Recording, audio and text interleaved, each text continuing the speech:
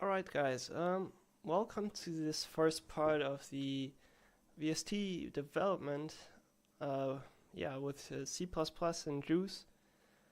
JUCE is a C++ library for making cross-platform applications, and this is their site, and I'm just going to quickly show you how to download it. Just go ahead and go to Get JUCE. Choose whatever you want. I just choose personal. Really depends on if you already do money with this. But yeah, you download it. So then this is just a zip file which contains JUCE already. So you have all the stuff that you just need to extract. No installation. So that's already what I've done. Here's my JUCE folder, and we can run the producer, which sort of is the project maker for all of the stuff that you really need. So here we can press new project, and you can start with the simple things like GUI applications, animated applications. Essentially what we're going for is the audio plugin, but we'll just start with the audio application since that's a little easier. Oops, and I can show you a few things in detail. So I'll just name this one. Choose your folders. So yeah, JUCE 5 just came out recently, and that's pretty cool. So all we have is a C++ file, or two C++ files, and you can edit them here and run it here with the live building, but I actually have some problems with this. Doesn't really work on my end. Should definitely work on your end though. But I'm just going to use the Visual Studio exporter for Visual Studio 2017. And yeah, a little bit about myself first. I am actually a music producer, or hobbyist music producer, and I've always been interested in how these plugins are made, and I just am really interested in programming myself, so I kind of taught myself this. I'm not the best yet myself, but this is what this series is going to be about, learning with me. But first I'll sort of show you how to actually get started. I'll not show you how to learn C++ and such. You'll be able to learn that yourself better with already a ton of tutorials that are out there. But yeah, there's not a lot of stuff out there for JUCE yet, which is somewhat sad, but hopefully I can do better with this. And yeah, if you already know a little bit more about JUCE, and if I say a few things wrong here and there, correct me if you can. So yeah, I sort of cleaned up this project. Okay, so we have. I'm not sure if this is just on my end with Visual Studio fucking up. But pretty much this is your main C++ file. This is what generates your sort of GUI window, and if you need to do anything here or change the window in any way, you can do this in here. Okay, but for now we'll just work with this one. This is the audio app component in our main content component class.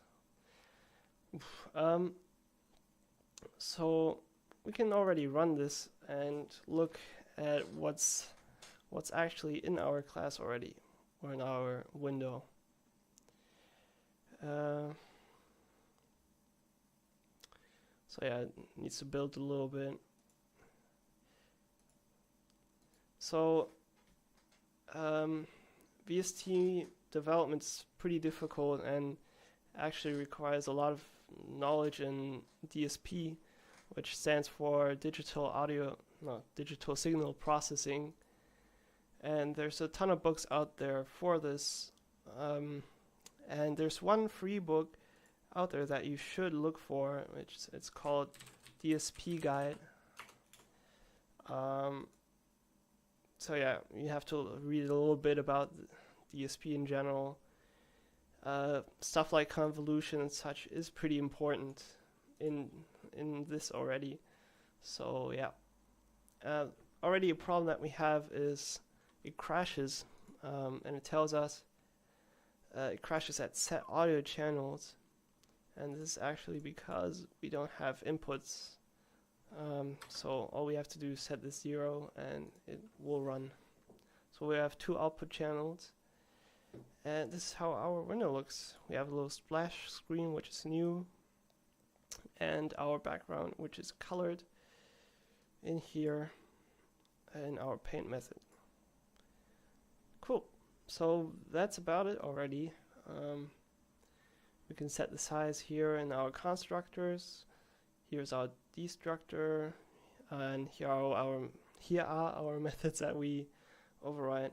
By the way, I'm sorry, I'm actually not a native English speaker, so sometimes I'll say some things wrong. But you know, already here we can start with things like g.fill rectangle, and well, in Visual Studio you'll be able to see these things better.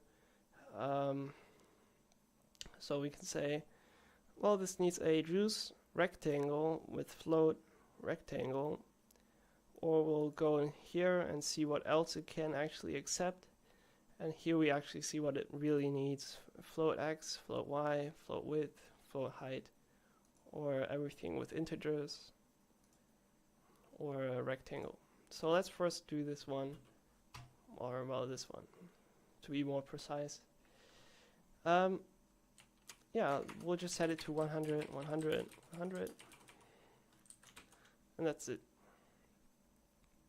As well, we can already do things like set color, and all this wants is a color, which we could do this way, or it requires a lot of parameters. Or we go for the colors class, which already has some predefined colors. Let's just go for crimson. Save it and run it.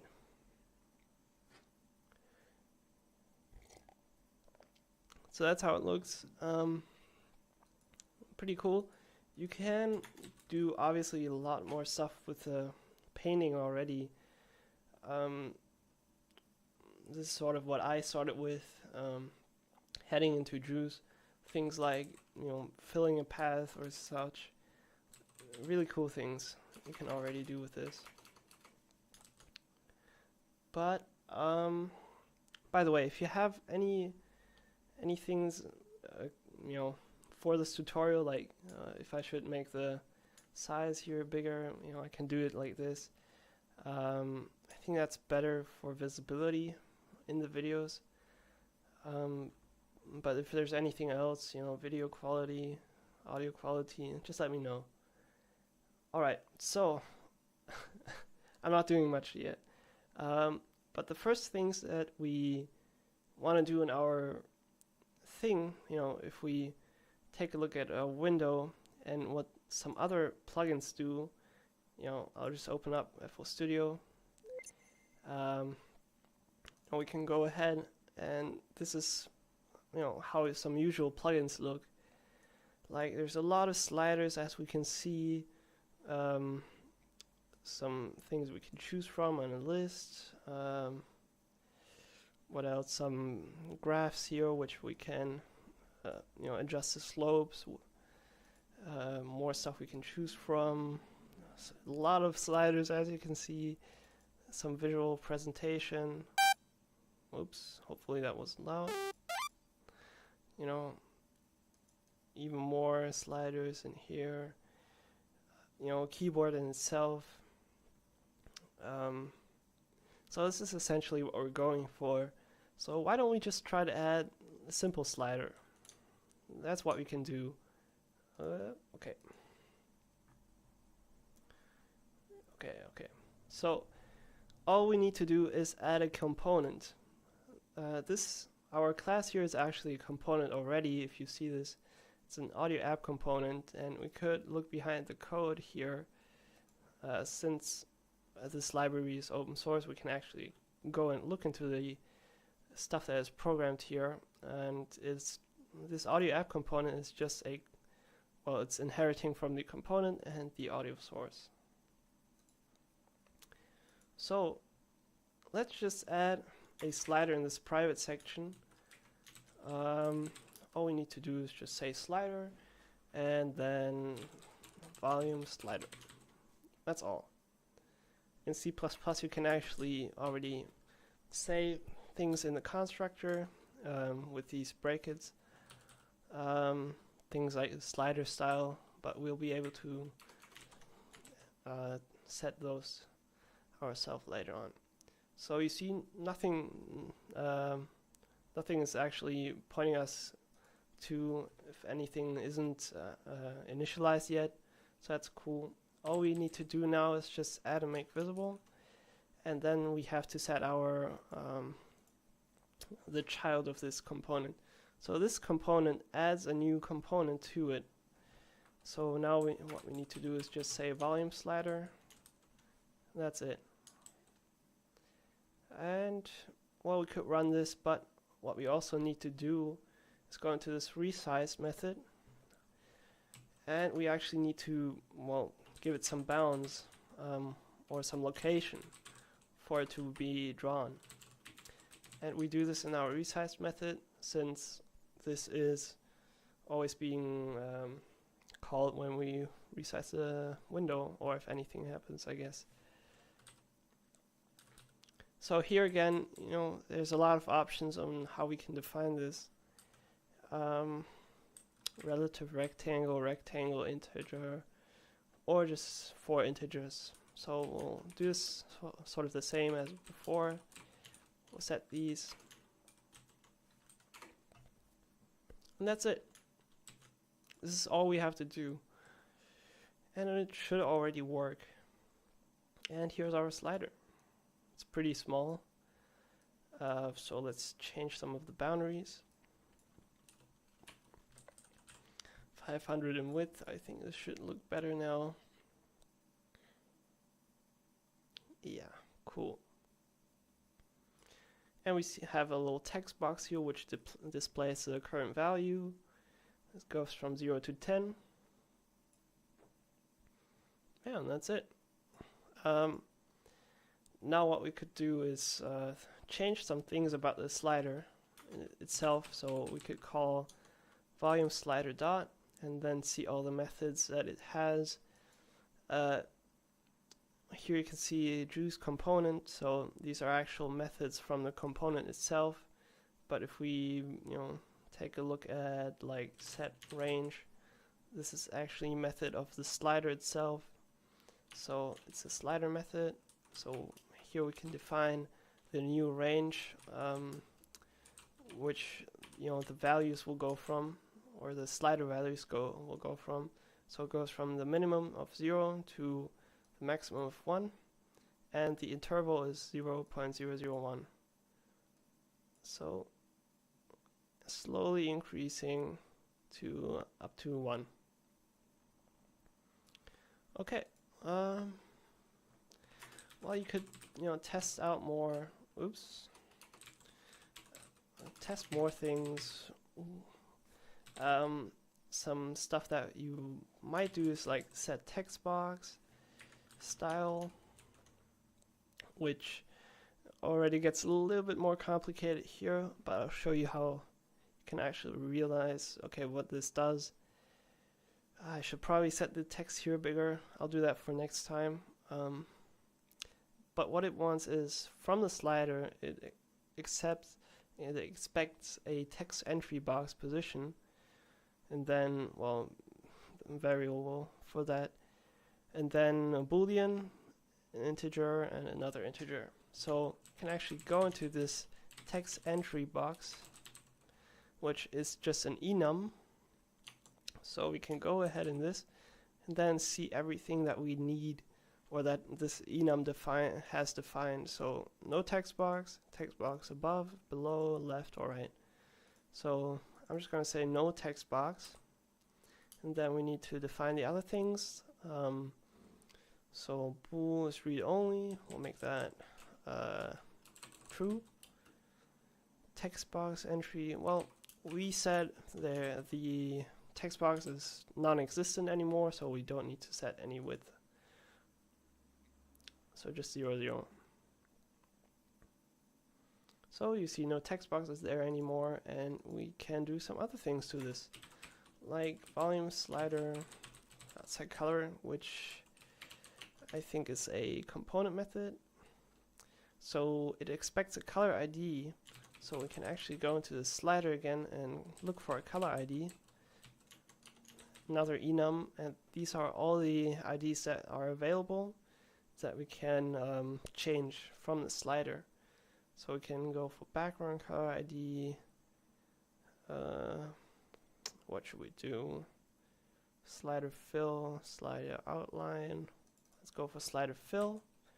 And then we just need to define a new color that it has. We'll go for crimson again, since I like that. And we'll take a look. So you see nothing changed. Why is that? Well, it's a rotary slider.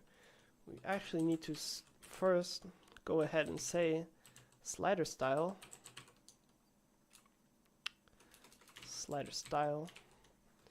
and then give it a new slider style, which we can go for various things like rotary things. So the thing that we had before was a linear horizontal one, so we could change it to be a linear vertical one, so it goes upwards.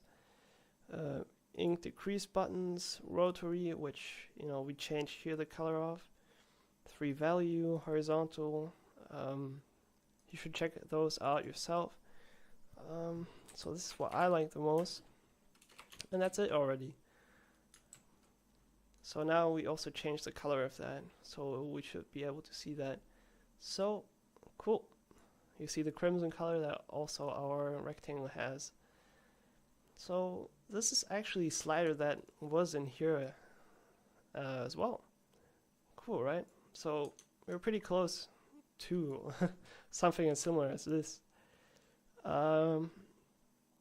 But yeah, you could have defined these things already in the bottom here in this constructor, as we had seen a slider style or a text entry box position.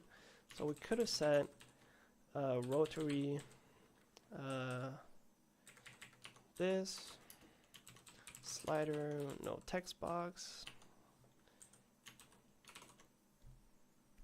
and we wouldn't need to call these methods anymore. Right, okay. So you'll see that should be somewhat the same. Cool. Alright, so that's so much about one of the components, which is a slider. My throat is dry. So we can actually go into JUCE, into the JUCE page, and there's actually an API. And there's a ton of things, but what we'll look at is the component, which there are a lot of things. Let's go to C. I'm just looking for the normal component.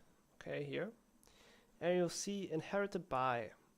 And there's stuff like the slider, which inherits from the component. But there's also things like buttons or text buttons. So why don't we try out a text button, if I can find it. Let's just look text button. Well, the text button inherits from the button, so then the button inherits from the component. So we could go for the text button. Let's just say, I don't know, usual things in programming. button name already, VST as a constructor, and then we again need to add it. Hello world.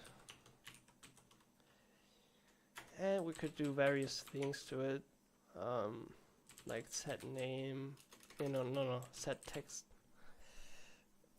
which again is from button. But that's about it. Just resize, hello world, set bounds. And here I'll actually show you how you could do some of the other things here. So we could go for the rectangle, which then we have to declare the value type, which is a template. So we could say int or float. We'll just do int, and then do these brackets, and then see what it expects. So this rectangle actually wants width height, or XY width height, or some other things. 2 points, which we could also then again go for, which is somewhat the same thing. So int point, which then expects X and Y. So somewhat unnecessary, but I'm just showing you this as an example. So we could add 2 points, then again 250, 250, and then finally we're done. Or we could just do it as simple as this. You know, it depends on what you want, really. I think this is a lot simpler, so we'll just stick with that. Let's make everything equal. Cool. So this should work. Yeah, here's our new button. Cool. So yeah, where do you go from here? Well, we want to generate audio in the end, but first we sort of gotta get into JUCE, right? We first have to see how we can add things, how, you know, things like listeners, for example. How can you see or get messages when this one is actually being moved, when this is pressed, you know? So that's the next thing that we're going for, listeners. So here's the audio part, by the way. So we won't be going into that right now. So just resize in the constructor, but we'll add a slider listener. And now we can see some errors or not. We can see some errors in here. It expects us to override the slider value changed, since it's a virtual function. So what we could do now is go into this listener of the slider. So this is the slider class, as you can see, and the slider, or this listener of slider, has a virtual function, slider value changed, with the parameters of slider, pointer, and slider as a name. So this equals 0 declares that it needs to be overridden, and these are optional since these don't have a 0, but you can still call these as well if you want to have some other stuff. Now it looks like we have some errors, but this is actually not true. So let's just call this method slider value changed, and you see this one doesn't bring up any errors anymore. And now we can actually go for if slider is equals to our slider that we actually have, then stuff happens. But we actually need to point at a slider, so it needs a reference. You should really get into these this pointer and reference stuff from C++, since that is really important in this language. If you don't know about C++ much yet, So we could go ahead and say, okay, if the slider, this volume slider is being changed in any way, we could go ahead and log out the value of it. So volume slider has get value as a method, so this returns a value, and this logger, which we'll just write in our console, expects a string. So JUCE has a string, so we can just convert this a double into a string with this. So that should be about it. But an important thing that we missed is actually giving the slider a listener. So that's probably what a lot of people forget already. So let's actually look what this has. JUCE slider listener. So we're just pointing to our component here, since that has a slider listener. And this then points to our slider value changed.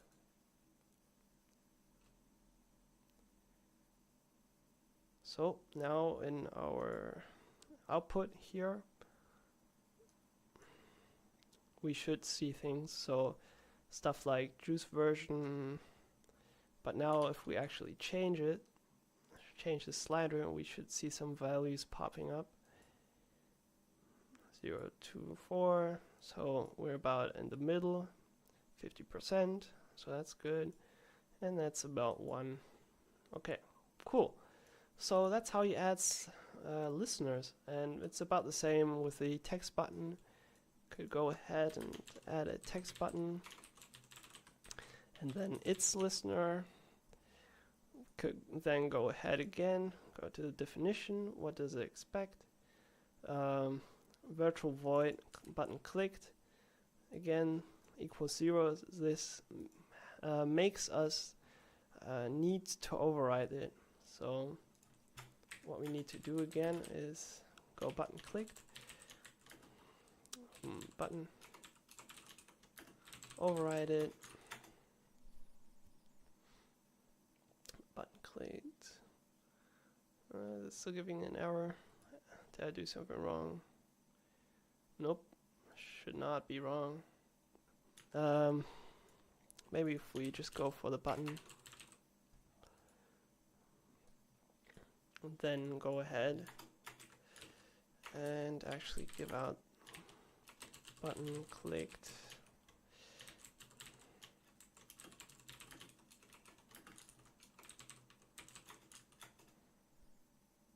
Alright, now it doesn't give out an error. Come on. Nice, okay. So then we could go ahead and say, if button was actually hello world, print out write to log, I don't know, hello world, yay.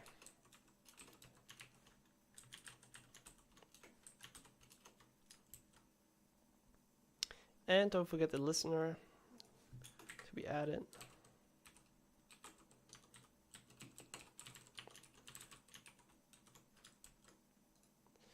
Okay, so those are some of the basics for GUI stuff.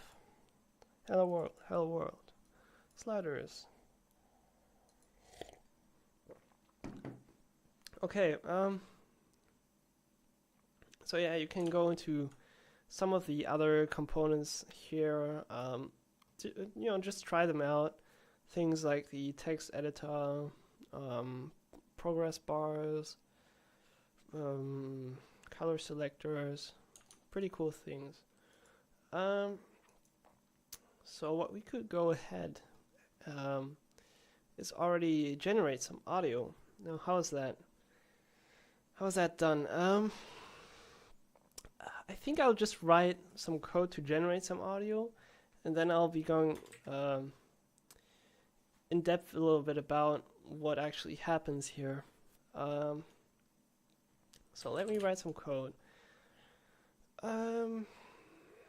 Cool. So for auto channel equals 0. Channel goes to buffer to fill. Buffer get channels channel plus plus. So just a for loop that goes from 0 to 1, since we only have 2 output channels. So then we go ahead and say float pointer to buffer to fill dot buffer. So there's a problem. Audio sample buffer doesn't go to buffer and float. Okay, that's because we need the right pointer, which then returns a float pointer. So you see this is getting a little bit complicated already. We can actually go for a buffer to fill, start sample. Somewhat complicated. I'll explain this stuff later. But all we're doing now is we go through the channels that we have, then we get the right pointer of a buffer, which is pretty much just an array, and then we want to actually write something into this buffer. So auto sample, then sample goes until buffer to fill. So buffer to fill is something that we get as a parameter, and then it contains a buffer, or we just go to num samples plus plus sample.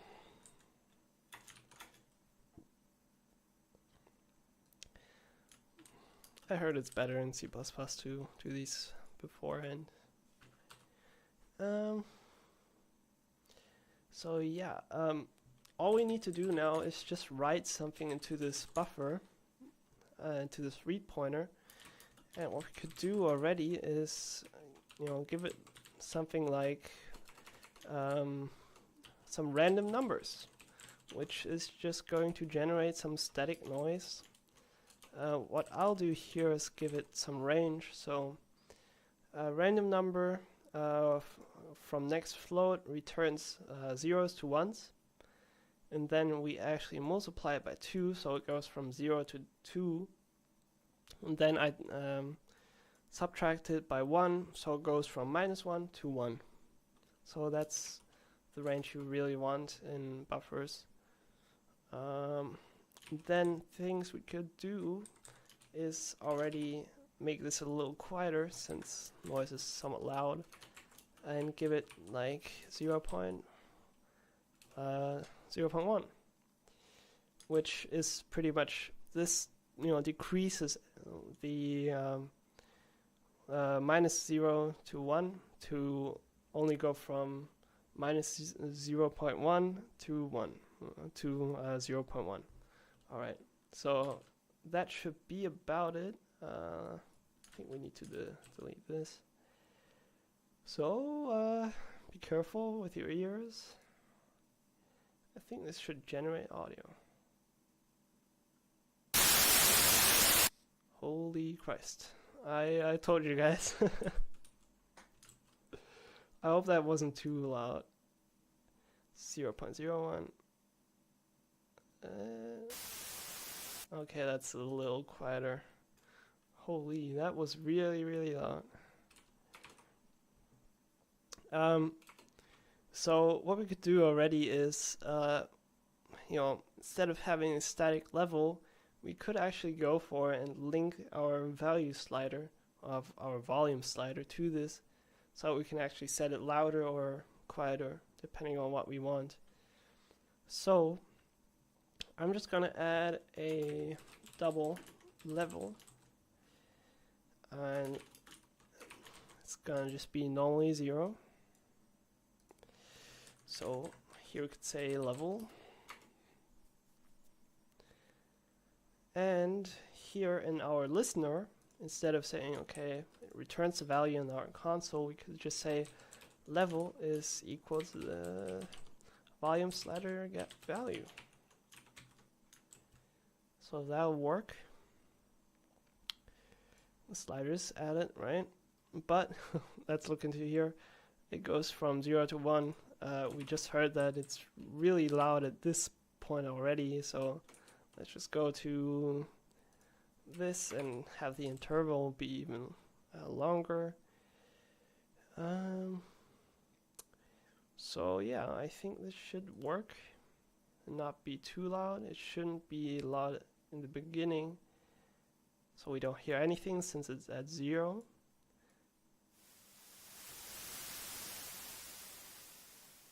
Okay, and there's our noise.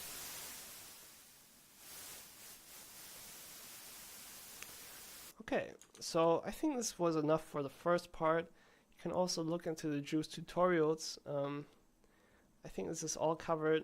I covered pretty much all until here. Build a white noise generator, which is practically the same what I did. Well, getting started with the producer itself, some GUI basics. I hope I explained this good enough. You know, slider, listeners, GUI, advanced stuff. There's still a lot more to cover, but you know, we'll already be going into the audio plugins actually next time, I think, or into the sine wave synthesizer. I'm not sure how long this episode is already. 37 minutes. All right, guys. That's gonna be it for now. Next time I'll be going a little bit into this get right pointer on what it actually is, and we'll be going ahead into the VST development itself. So this is just an audio application, as you saw, but we'll go into VST development so that we can even add it to our FL Studio and, you know, add our plugins in here. Oops, you know, here, and have stuff be automatable and such. Alright, see you next time.